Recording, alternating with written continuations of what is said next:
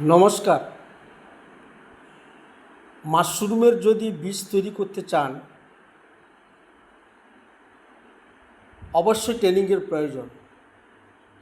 প্রথমে মাশরুমের থেকে আইসোলেট করা পদ্ধতি শিখতে হয়। তারপরে সলিড কালচার কীভাবে বানাবেন, সলিড কালচার কীভাবে বানাবেন, লিকুইড কালচার কীভাবে বানাবেন,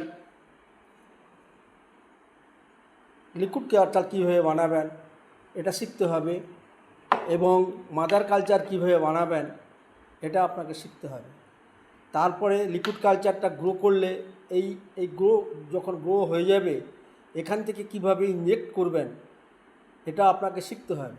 তারপরে এই স্পনে হুইট প্যাকেটে ইনজেক্ট করলে এইভাবে স্পন তৈরি হবে। তাহলে অবশ্যই ট্রেনিং প্রয়োজন।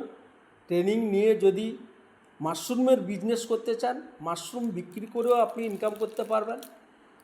যদি মনে করেন যে মাশরুম নিয়ে আমি কাল্টিভেশন করে ফার্ম তৈরি করব, কাল্টিভেশন করব, মাশরুম বিক্রি করব, তাহলে বিক্রি করে আপনার ইনকাম হতে পারে।